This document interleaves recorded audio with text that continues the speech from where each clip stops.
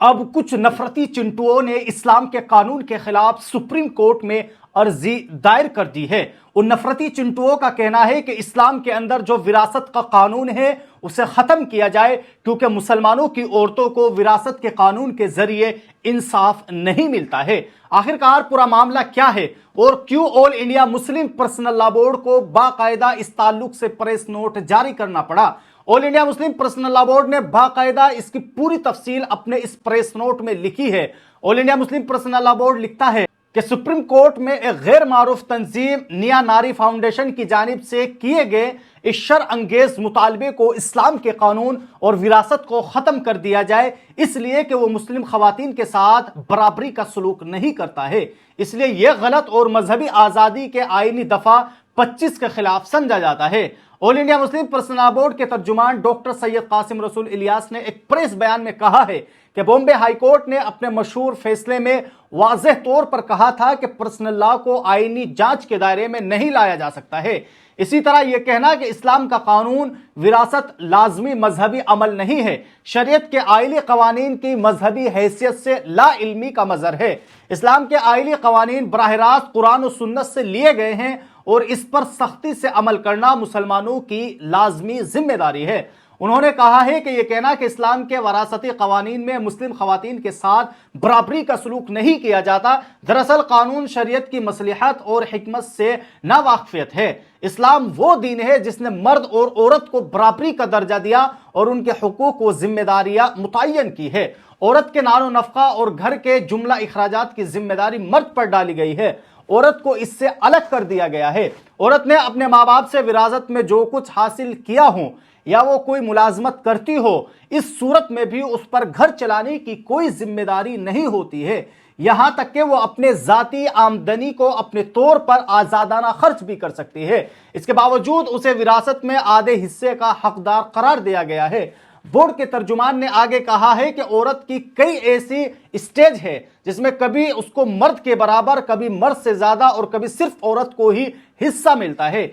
इस्लाम ने औरतों को उस वक्त हक दिया जब वो काबिले चीज नहीं समझी जाती थी, यानी औरत को इज्जत नहीं दी जाती थी। जहां तक रियासत उत्तराखंड यूनिफॉर्म सिविल कोड है वो गैर कानूनी, गैर दस्तूरी और गैर हकीमाना है और मुस्लिम पर्सनल लॉ बोर्ड उसे हाई कोर्ट में चैलेंज कर चुका है। डॉक्टर इलियास ने आगे कहा है कि दरअसल इस्लाम के कानून और विरासत को गैर आदिलाना और मुस्लिम खवातीन के साथ इम्तियाज पर मबनी कहकर कानून शरीयत में मुदाखलत का रास्ता हमवार करना एक बहाना है। हिंदुस्तानी मुसलमान उसे हरगिज भी बर्दाश्त नहीं करेगा। यूनिफॉर्म सिविल कोड की मुखालफत में 5 करोड़ से ज्यादा मुसलमानों, जिनमें अक्सरियत मुस्लिम खवातीन की थी, उन्होंने अपनी करारदादें लॉ कमीशन ऑफ इंडिया में जमा कराई थी। यह कहना कि मुस्लिम खवातीन खुद शरई कवानीन में तब्दीली चाहती है, यह झूठ है और बुहतान है, इसके अलावा और कुछ नहीं।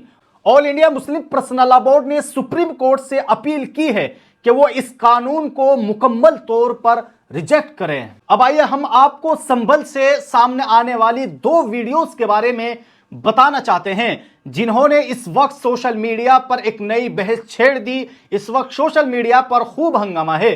पहली वीडियो में संभल के एक पुलिस अफसर यह कहता है कि जो भी सड़क पर नमाज पढ़ेगा उसे उठाकर जेल में डाल दिया जाएगा और अफसर का यह भी कहना है कि सड़कों पर किसी भी तरह की सरगर्मी से ट्रैफिक मुतासिर नहीं होना चाहिए और कानून के खिलाफ वर्जी करने वालों के खिलाफ सख्त कार्रवाई की जाएगी। सड़क पर नमाज पढ़ता दिखा कोई तो सीधा उठाकर जेल भेज दूंगा। एक सिंगल आदमी भी मस्जिद के बाहर नमाज पढ़ता हुआ नजर नहीं, वो चीज कतई बिल्कुल नहीं बर्दाश्त की जाएगी। मुकदमा लिख के उठा के भेजेंगे उसको जेल। बहुत सारे लोगों को ना उनको खुजली इस बात की मची है कि साहब झगड़ा तो हो रहा है ईरान के इजराइल के बीच में और वो बीच में ना अपनी टंगड़ी घुसाए पड़े हैं। भाई अगर इतनी दिक्कत है तो आप बैठ जाओ जहाज में। जब जहाज लेने जा रहा है वहां ईरान में फंसे हुए भारतीयों को, तो जहाज में बैठ जाओ और चले जाओ और जाओ लड़ो ईरान की तरफ से, लौट के आ जाओ। लेकिन किसी दूसरे 2 देशों के बीच में झगड़ा हो रहा है और उस झगड़े का अगर हमारे देश में कानून व्यवस्था पर कोई असर पड़ेगा तो हम फिर इलाज कराएंगे बहुत बढ़िया वाला। लेकिन उसी के साथ एक दूसरी वीडियो भी खूब वायरल हो रही है जिसमें संभल के एसपी अपने साथियों के साथ सड़क के बीचों बीच डीजे के साथ होली मनाते हुए नजर आ रहे हैं और इस दौरान ट्रैफिक भी मुतासिर होता हुआ दिखाई दे रहा है। इन दो वीडियोस के सामने आने के बाद सोशल मीडिया पर कई सवालात उठाए जा रहे हैं। लोग पूछ रहे हैं, अगर सड़क पर इबादत या किसी भी सरगर्मी की इजाजत नहीं है तो क्या यही कानून सब पर बराबर लागू होता है या फिर कानून का इतलाक सिर्फ मुसलमानों के लिए होता है?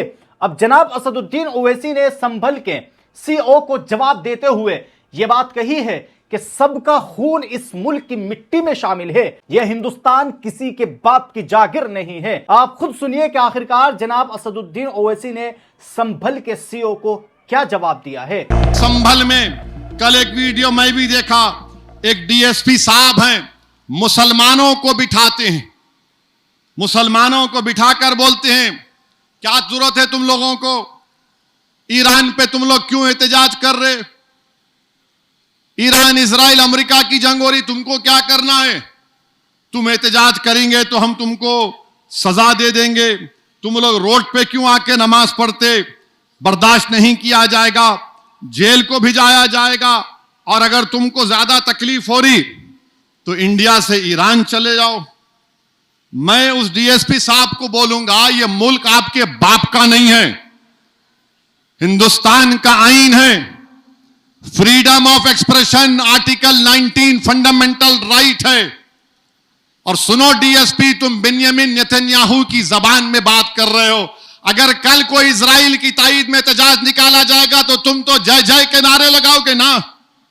तो बहरहाल दोस्तों, आप सब लोगों ने इस वीडियो के अंदर देखा कि किस तरह संभल का सीओ खुलेआम मुसलमानों को धमकी दे रहा है कि अगर तुम लोगों ने सड़कों पर नमाज पढ़ी तो मैं तुम्हें जेल के अंदर डाल दूंगा और रील बनाने वालों की रेल बना दूंगा। लेकिन अब सवाल है और पूछना होगा और आपसे इसका जवाब चाहिए मुसलमानों को खास तौर से कि जिस वक्त उत्तराखंड और यूपी के हाईवे को कावड़ यात्रा के लिए 15-20 दिन के लिए मुकम्मल तौर पर जाम कर दिया जाता है तो क्या उस वक्त किसी को परेशानी नहीं होती है? क्या आपने उस वक्त भी यह बयान दिया था कि अगर किसी ने सड़कों पर कावड़ यात्रा निकाली तो हम उसे जेल के अंदर डाल देंगे? यह सवाल बनता है और शायद आपको इसका जवाब देना चाहिए। बहरहाल दोस्तों, आप सब लोग संभल के सीओ के इस बयान पर अपनी क्या राय रखते हैं? आप लोग भी कमेंट बॉक्स में जरूर बताएं।